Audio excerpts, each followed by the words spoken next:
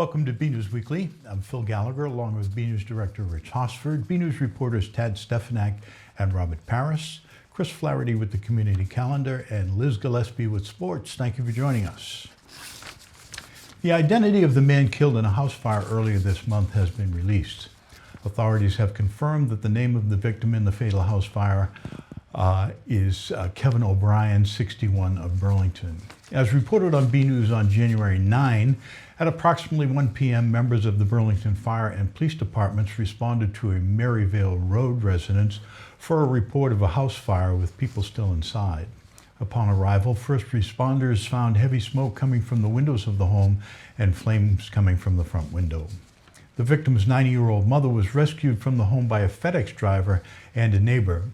Firefighters attempted to locate a second resident inside, but were unable to locate him due to the conditions. Firefighters continued working to knock down the flames, and a second alarm was struck early on in their attack on the fire.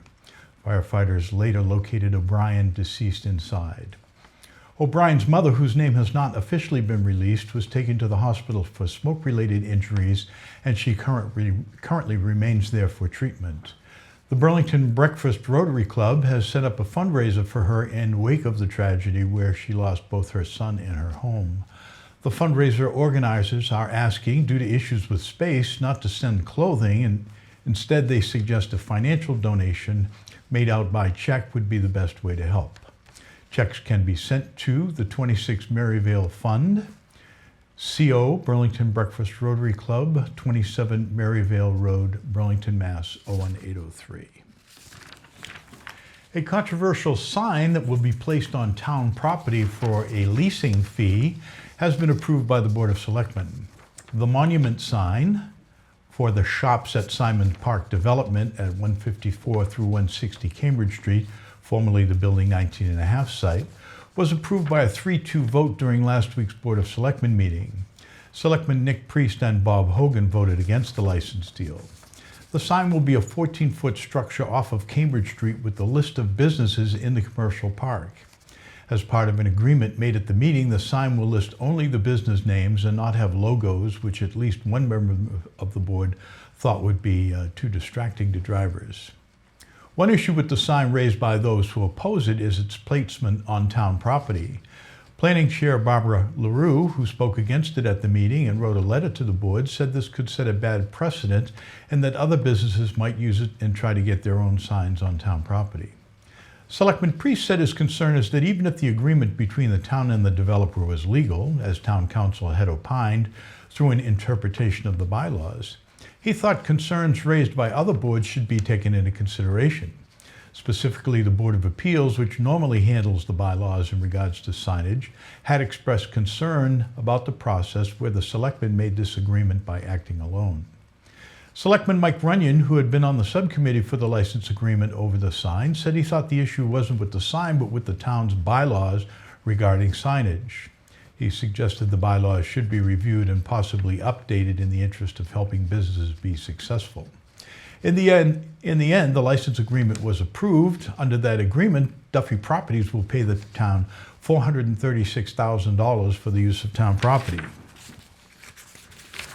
Middlesex District Attorney Marian Ryan discusses scams, how to avoid them, and the impacts of seniors living alone during a talk at the Burlington Senior Center.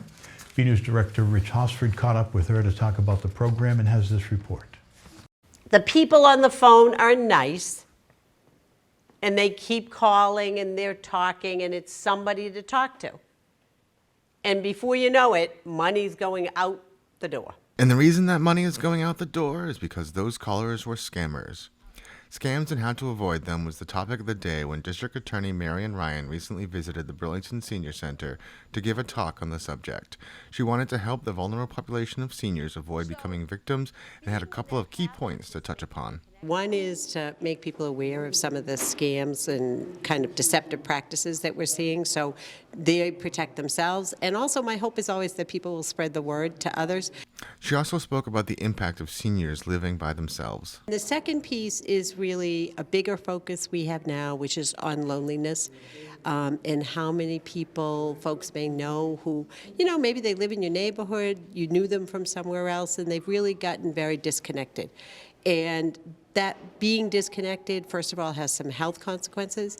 It also makes you more vulnerable to being tricked into some of these scams. So we're hoping it will prompt people to reach out maybe to folks they haven't seen for a bit, or they know have had maybe some health issues or had a loss in their family and have withdrawn from other things, and get them a little bit more connected. Scammers are successful, DA Ryan said, because they train themselves to be good at exploiting others. You know, the people who are doing the scams are good at what they do. They're good at getting people to talk to them on the phone, to be concerned about their, quote, problem that they claim they need money for. And they really tend to get people kind of in a web of being caught up with them and supporting them. Scammers also use technology, some of which may be unfamiliar to some seniors, to help with their deception. I think we've seen obviously a lot of issues where somebody gets an email.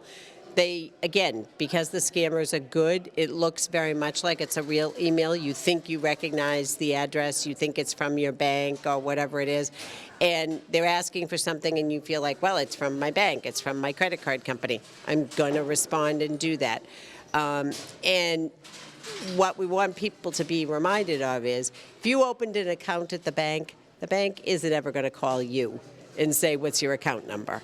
You know, if you get that kind of a request and you're worried that you need to give it, make a phone call to the institution that's asking you for you and find out. And, you know, the vast majority of times they never sent you that email that you're going to respond to. Finally, DA Ryan says that anyone who thinks someone has been trying to scam them should report it, as more information about what kinds of scams are out there can help protect everybody. We really want people to report it to somebody at the senior center or the police department so that we can get the word out.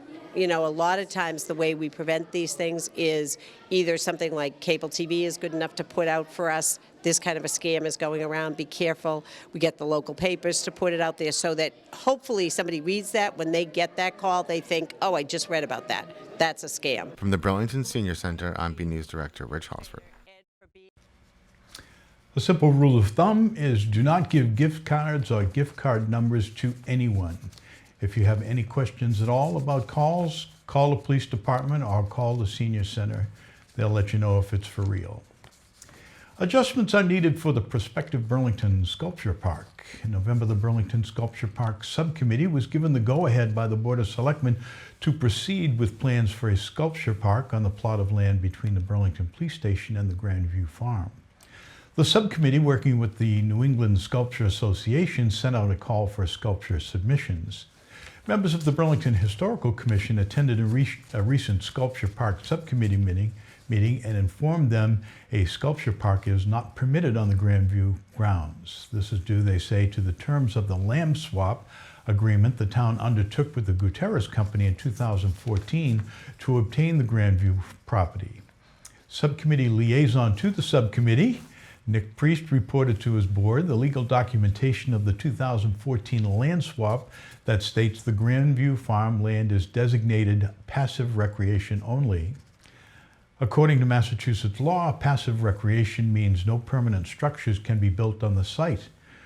Priest said they're trying to figure out how this affects their plans. Specifically, the question does the base of a sculpture constitute a permanent structure? Sculpture Park Subcommittee Chair John Sachs went before the Recreation Commission to get a feel for possibly proposing Simons Park as a location, specifically the area along Route 3A between the sidewalk, retaining wall, and the tree line where there is a small unused area. Sachs spoke on how he likes the site for its visibility and the roughly 20,000 cars per day that go by it. Burlington Parks and Recreation Director Brendan Egan cited safety issues with drawing families and kids to view the sculptures so close to Cambridge Street. Matters of parking at Simons Park were also mentioned. To help the project proceed, Egan suggested considering locations like the lawn of the library, the area in front of the Human Services Building, and the wedge of land along Olympia Way in front of the fire station. Currently, the plan calls for June 2020 Sculpture Park unveiling ceremony. The next step for locating the sculpture park are to be determined. The Burlington Library is standing up for its patrons, against what it says is an unfair practice by a big-name publisher. Library Director Michael Wick said in a statement that on January 8th, the Burlington Public Library joined with 35 other member libraries in the Merrimack Valley Library Consortium to boycott Macmillan Publishers and its unfair practices. Wick said Macmillan enacted an embargo in November of last year prohibiting public libraries from purchasing more than one copy of any recently published ebook for 8 weeks after their release. For the consortium, this means only one book would be available to library users across all of its 36 community members. He said they would not be able to meet user demand with such a restrictive policy. In response, consortium and its 36 member libraries will stop purchasing newly released ebooks published by Macmillan Publishers and its imprints. In so doing, it joins the American Library Association, the Mass Library Association, and many other libraries across the country in objecting to these changes. Wick said public libraries have an ethical obligation to ensure that library patrons have equitable access to a broad range of material, adding that as good financial stewards, libraries have the additional responsibility to expend tax dollars with publishers who do not put libraries at a disadvantage. This boycott does not apply to Macmillan products in other formats, such as print books, audio CDs, and digital audiobooks, which are not impacted by Macmillan's embargo. Previously published Macmillan e-content already in the digital collection will not be affected. The Burlington Area Chamber of Commerce is holding their 4th annual Black Tie Gala event to benefit local charities. BNEWS reporter Robert Paris went to speak with one of the event organizers to find out more. He has this report. The BACC is bringing back their biggest event of the year. We're very excited. This is our 4th annual Black Tie Benefit Gala. That the proceeds of this event go directly to support 8 local charities that are doing great work in our community.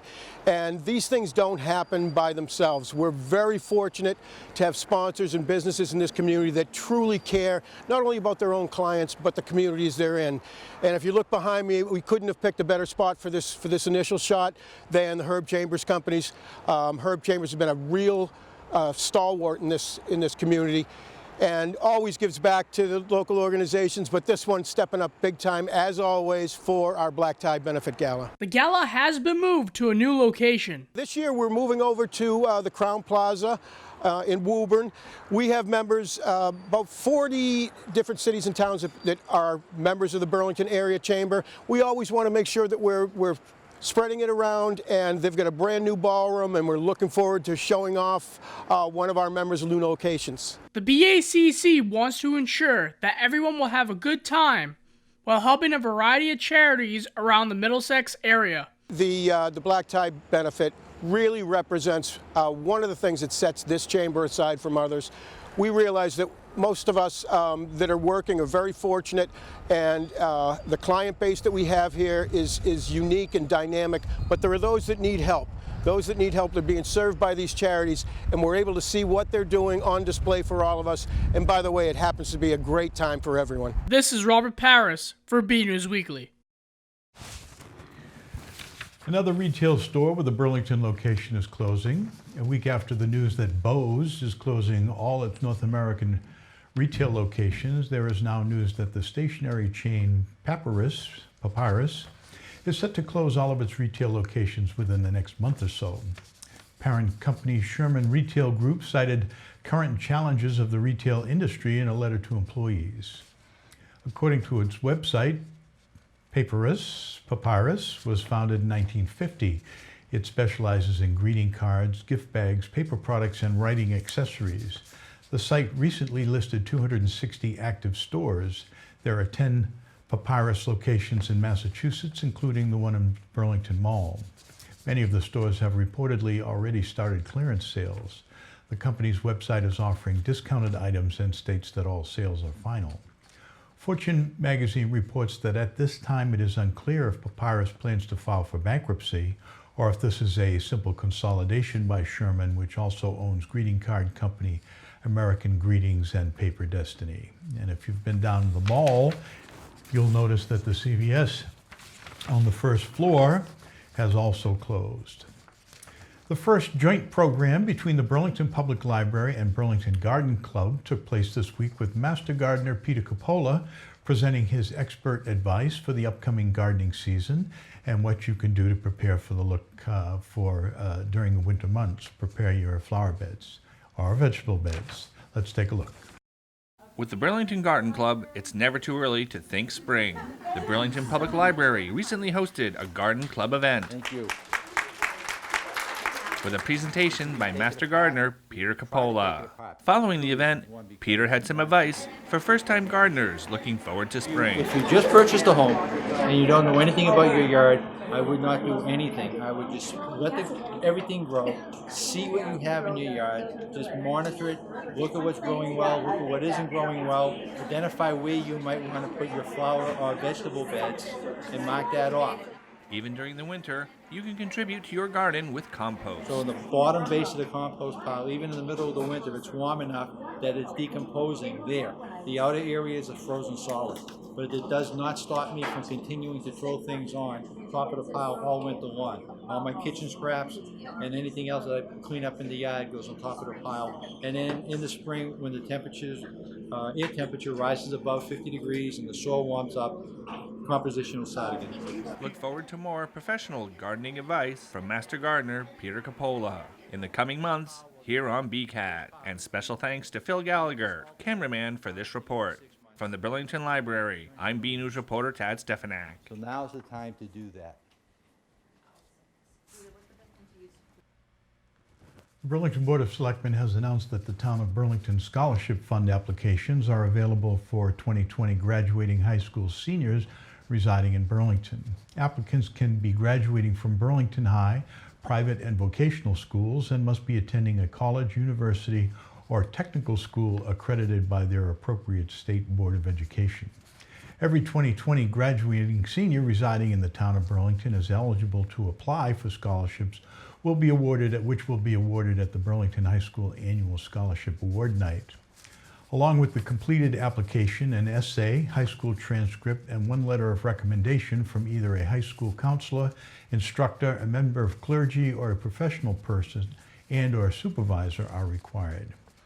You can find links to the applications and where they can be submitted on our website at bcattv.org/bnews and on the town's website. And also, don't forget, this is the smaller of two funds.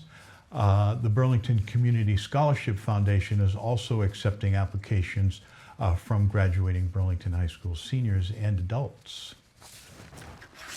BNews has teamed up with the Burlington Historical Commission for a series of segments on local historical curiosities. In this edition, we tackle the ruins of the foundation of a printing plant in the landlocked forest. Let's have a look.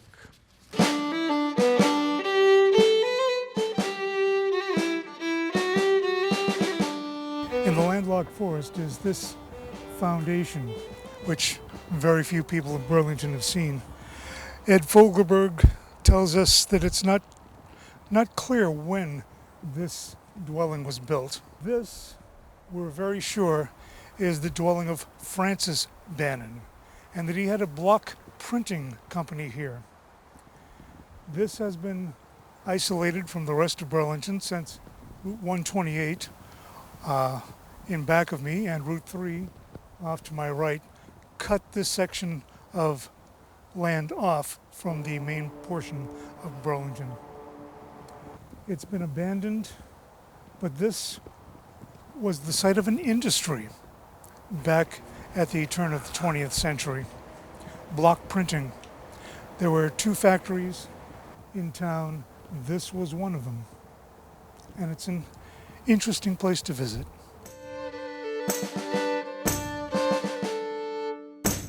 It is just a stone foundation.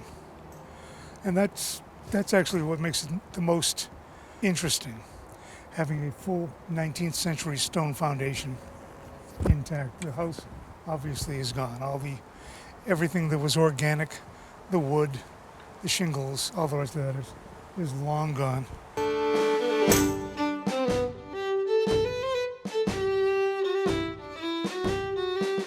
Ed Fogelberg tells us Francis Bannon was assessed in 1900 for a house, a shop, and a shed on 3.5 acres of land.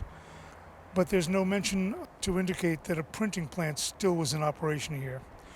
And he says that that is doubtful. According to Lotta Dunham in her unpublished history, the shop building burned down around 1920, but the house and barn were saved. I don't see evidence of a barn around here, just of the house. And this stone foundation is pretty unique here in the town of Burlington. I'm not sure of another one quite like this here in town.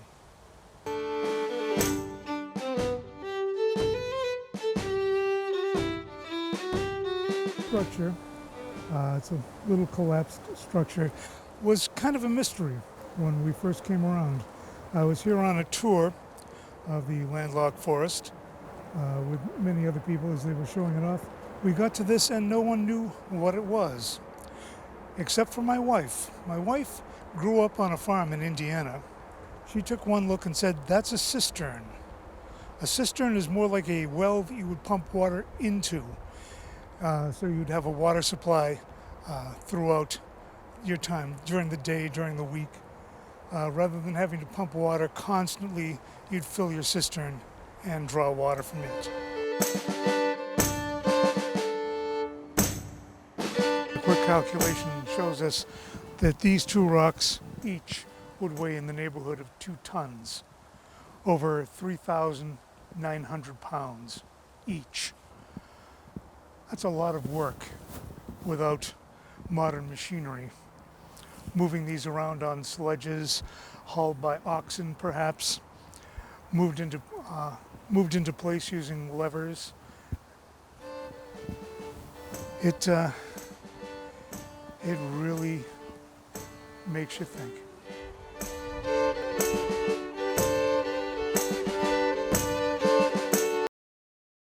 It's been a bit warmer after the cold snap this past weekend. To see what's in store for the week ahead, we go now to BNEWS meteorologist Peter Brown in our Weather Center for the latest forecast. We'll also check out the community calendar with Chris Flaherty to see what's happening in Burlington.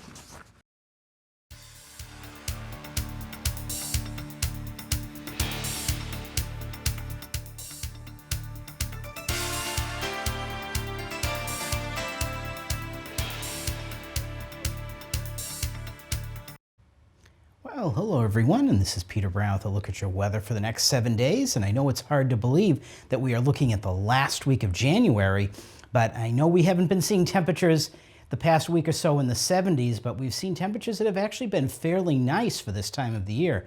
Nothing cold, nothing certainly like we had this time of the year 5 years ago when we had all of those horrible snowstorms starting. And starting out a period on Friday, we're going to be seeing temperatures, again, nearly 10 degrees above average. So if you're out and about in the Burlington area, really enjoy this. We're going to have really nice conditions, temperatures in the mid-40s, maybe even creeping up into the upper 40s, and that's going to be ahead of a pretty potent rainstorm that we're going to be having here in the Burlington area. So keep that in mind if you're going to be heading out this weekend. Might be a little bit wet out there, but again, not too far away from our record highs that we can have at this time of the year, around 60, so pretty nice, and definitely a good ways away from these record lows down in the -12 range. That's pretty chilly. And I know as we round out the period, hard to believe, we are at the tail end of January. And if you notice this, the difference between our average temperatures this Friday and next Thursday, it went up a degree. That means we are actually going to be looking on the upside. Our temperatures until the middle of July keep going up and up from this period on. And of course, great news, the days keep getting longer and longer. So let's go ahead and take a look at what we're expecting in terms of temperatures and precipitation coming up for the next 7 to 10 days in the Burlington area. Now, this first map, again, from the Climate Prediction Center, one that we're used to seeing, is what we're looking at in terms of precipitation for the next week or so. And look at this, right up in our neck of the woods here in Burlington and most of New England, we're actually expecting maybe average precipitation. So not too dry, but definitely not too wet. So that also means that if we did have any cold weather, it doesn't look like we'd be looking at much in the terms of frozen precipitation. As we go ahead, let's take a look at what we're expecting for our temperatures coming up for the next 7 to 10 days. And this map coming up was actually something I wasn't really too sure of when we first put the graphics together. It was looking like we were going to have a pretty chilly week next week, but now looks like the models have come together. the gods are in our favor, and we are going to be having some above average temperatures again. And again, the Climate Prediction Center expecting most of the lower 48 to be seeing above average temperatures. The only exception, if you might be a real weather geek like I am, is going to be up in Alaska, where they may see temperatures as low as -60 next week. So as long as it's freezing cold in Alaska, that's usually a good sign for us here in New England, going to be fairly mild. As we go ahead, let's take a look at those weather and temps coming up. And as you're going to see here, starting out again on Friday, nice temperatures in the mid to maybe upper 40s. Now, originally we were saying we were looking at a little bit colder weather here for the weekend, and this storm that we're going to be seeing originally looked like we would have a mix of snow, sleet, and rain. So I'm actually going to tell you folks, ignore the snowflakes. I don't think we're going to be having them unless you're going up into maybe central New Hampshire. So maybe pretty heavy rainstorm, maybe on the order of 1 inch to 1.5 inches of rain. But temperatures are going to be chilly, going to be in the mid-30s to around 40. Will be rain, but kind of chilly and raw out there. And on Monday, probably we can get rid of that chance of a snow shower. We may see maybe a slight one, small one if you're heading out first thing in the morning. But now temperatures going ahead as we get into the week. It looked like we were going to be pretty cold heading into this portion of the week, but actually I would say add about 10 degrees to these high temperatures. I think we're going to see temperatures up in the upper 30s again to around 40. So a little bit warmer than we were expecting. So that is great news. And of course, ending out the week on Thursday, we might be seeing another storm trying to make it in here to the Burlington area. That might be a little bit cooler and maybe a little bit messier than what we're going to be seeing this weekend. But all in all, folks, not too bad for the end of January. So get out there, enjoy the weather, and have a great week.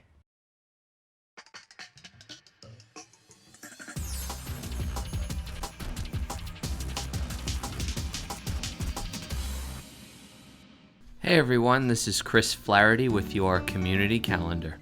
Come and support a local fundraiser. On Saturday, February 1st at 6 p.m., the Lady Devils ice hockey team will be having a fundraiser for the late BHS class of 2014 graduate, Krista Toscano, at the Burlington Ice Palace. The team will be playing the Wakefield Warriors that evening. Raffles will benefit the Krista Toscano Fund. For more about the raffles, email bhsladydevilshockey@gmail.com. Are you ready for Super Bowl 54? On Sunday, February 2nd from 10:30 a.m. to 12:30 p.m., the Revive Community Church in Burlington will be having their annual Football Sunday and Chili Cook-Off event. Everyone is welcome and the event is free. For more information, call 877-973-8484. Learn more about the anatomy of the human shoulder. On Monday, February 3rd from 7 to 8:30 p.m., the Burlington Parks and Recreation Department will be having a workshop called Rotator Cuff and Shoulder Pain. Everyone is welcome and the event is free. The workshop will be held at the Council on Aging in room 215. For more information about this workshop, go to burlingtonrecreation.org or call 781-270-1695. I'm Chris Flaherty, and this has been your Community Calendar. It's past the midpoint in the winter season, and the Red Devils are still fighting hard. For all the latest action, we go to BNEWS sports reporter Liz Gillespie for this week's sports report. Hey everyone, I'm Liz Gillespie for your weekly sports report. There's plenty of action to go around for BHS winter sports teams during the past week. To start off, on Friday, January 17th, the boys and girls basketball teams had games against the Wakefield Warriors. Boys won against Wakefield 52-39. Girls lost to a close one, 31-30. The team did play on Tuesday evening at Wilmington High School to face their rivals, the Wildcats. The Red Devils won by 21 points in the 71-50 victory. The Lady Devils lost by 8 in a 58-50 loss. The Red Devils moved to 12-1 overall and are undefeated in the Middlesex League. The Lady Devils dropped to 9-3 overall and 6-3 in the Middlesex League. Both teams will face the Stoneham Spartans on Friday evening at BHS.